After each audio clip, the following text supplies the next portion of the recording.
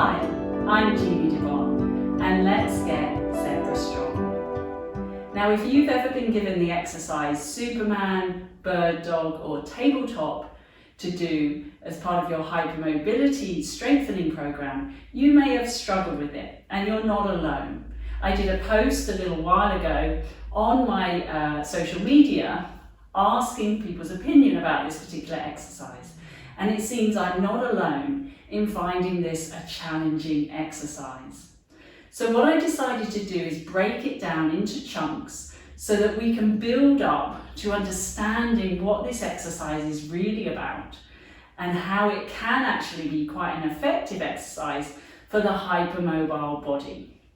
Because if you think about what's going on in this exercise, first of all, we've got to be able to weight bear, okay, without locking our elbows. Not only that, we've got to be able to do it on one arm without locking the elbow and collapsing down on the other side, okay? We've also got to be able to stabilize our neck so that it doesn't fall off or fall off when we're in this position. So you can see the potential of things that could go wrong with the head, neck and shoulders and arms. Oh, and on top of that, we've got to maintain that ability to lift ourselves up so we don't start hurting our wrists when we're weight bearing on one arm, allowing this to happen, the shoulder to come forward, okay? And then of course you get this instability around the scapula. Of course, the other things that can happen, we can let the lumbar spine arch, so we get this sort of crashing down on the lower back together with the elbows locking and the head falling off. So we start to get ourselves into a bit of a pickle already here. And then we've got to find some pelvic stability because we're going to be sliding the leg out and lifting the leg up. Now, without awareness, I could of course bump out to the side if I haven't got that strength on here to bring the pelvis back, or I could drop on the other side, causing a torsion in the pelvis. Okay, and then obviously I've got to lift my arm as well. So there's an awful lot going on with that exercise that you've got to kind of put together, and that's hard, especially when you've got your hypermobile joints. Maybe we're struggling with a bit of proprioception, that stability. So let's break it down. What do I need to do to be able to do bird dog? So in my opinion, we need to be able to first turn it upside down. So we need to be able to be in this position comfortably and get a sense of our alignment. So where's my pelvis?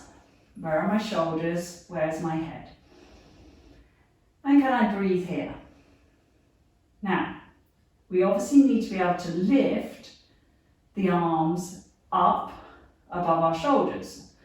So if we can get this going, so this is what bird dog is, upside down.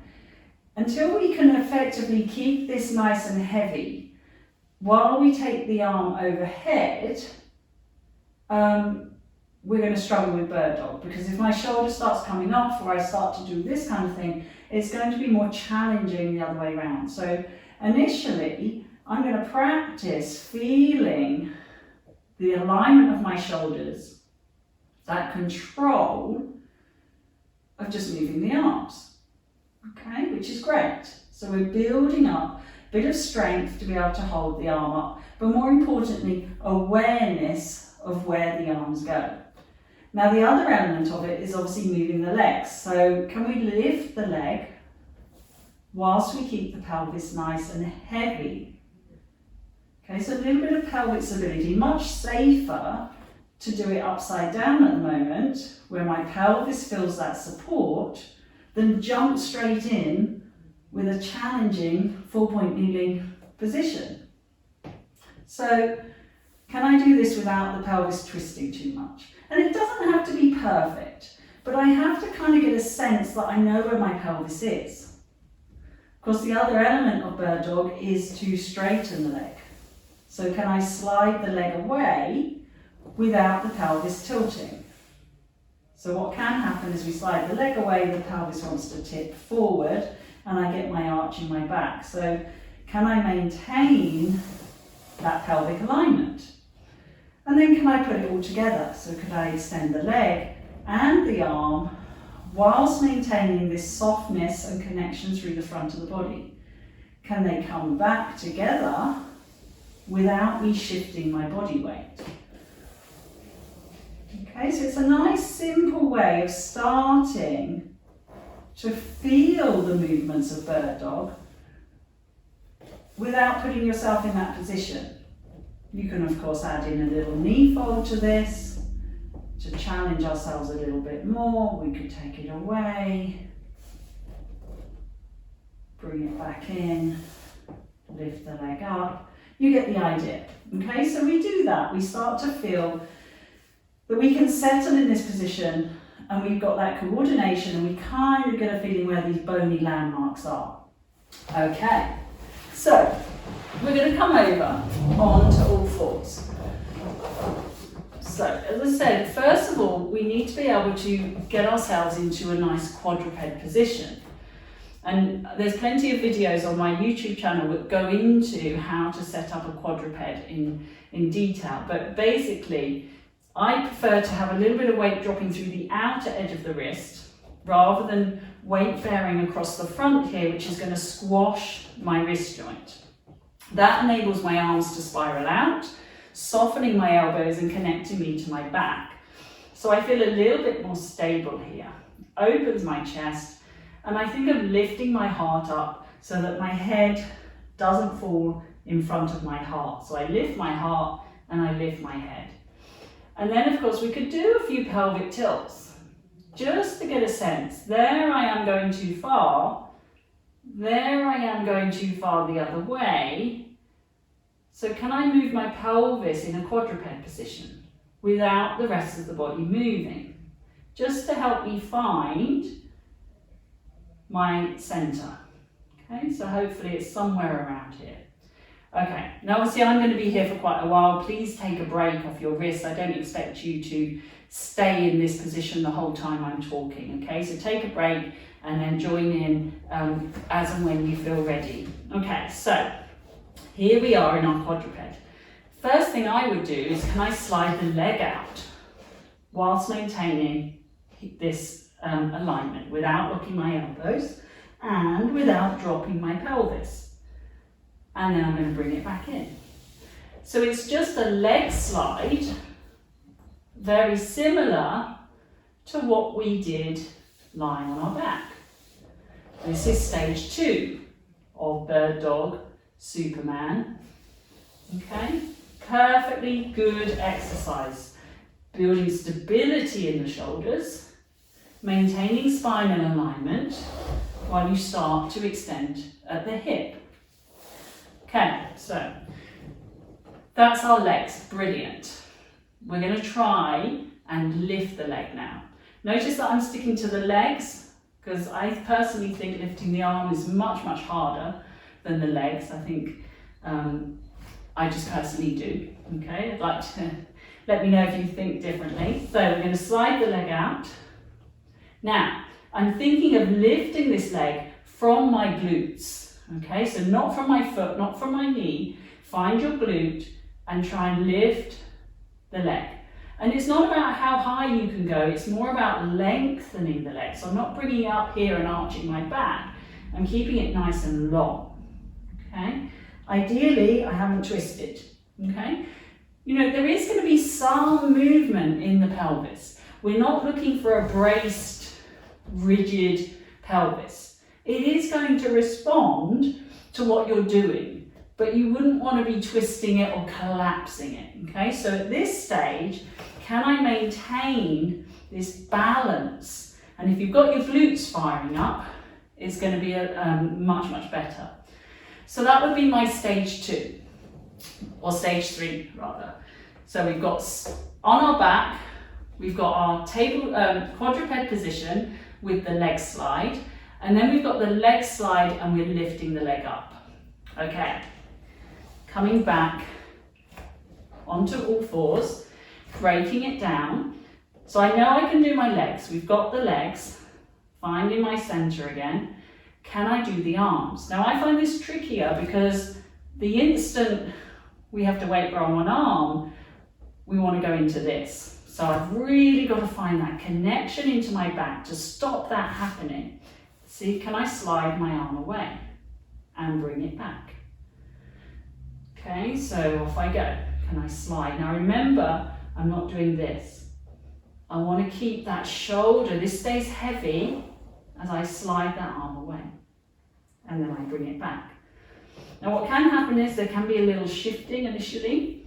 We want to try and minimize that. Okay? So the next stage would be to try and lift the arm without this happening. Okay? So outside edge of wrist, connecting into our back, reaching the arm forward, bringing it back down. Okay, so that would be the arms. Okay, we're nearly there. Final stages, can we start to put all that together in an integrated way? So, opposite arm and leg. First of all, we're just going to practice sliding them out. Can I maintain my alignment? Yeah, how does that feel? Can I draw them back in? So the spine stays relatively quiet while you move your limbs from the spine. Okay? So that might be enough for now. Again, working, perfectly good exercise here. Okay, and remember you can start with 1 rep. 1 rep might be enough, which is fine. Now, if you're ready to go to the final stage, the bird dog, Superman tabletop, here we go. We're going to slide the arm and leg out. Now, don't think of lifting the arm and leg, because what we'll do is try and lift from the periphery. Think of the arms and the legs expanding out of your center so that they start to almost float in opposition. I lower them down and I draw them into my center, as opposed to reaching out and lifting. Just lifting feels very, very different. So I'm going to expand, and I'm going to keep expanding until the limbs have nowhere to go but up. And I can breathe and settle. And then I'm going to slide it back in. Last one, we're going to slide it out. Check those elbows. And then think of expanding from the center. And then back and down. And then take a well-deserved rest off your wrists. Do a few little wrist circles. So, as I said, that was quite a lot of weight bearing on the wrist. And I would definitely break that down. If you're starting out with your bird dog, break it down. Do a little bit in chunks. Don't do the whole video in one go and risk annoying the wrists or any other part of the body. So I hope that was useful, and I hope that gave you some stages to work towards doing the bird dog, which is a great exercise. Nothing against the exercise, but I think there's so much going on in that exercise that we need to understand the integrated parts to bring it all together at the end, to get the maximum benefit for our hypermobile bodies. So thank you for watching. Let me know how you get on, if that was useful, or if you'd like to see more of these exercises broken down into chunks, and let's see what we can do. So until next time, stay zebra strong.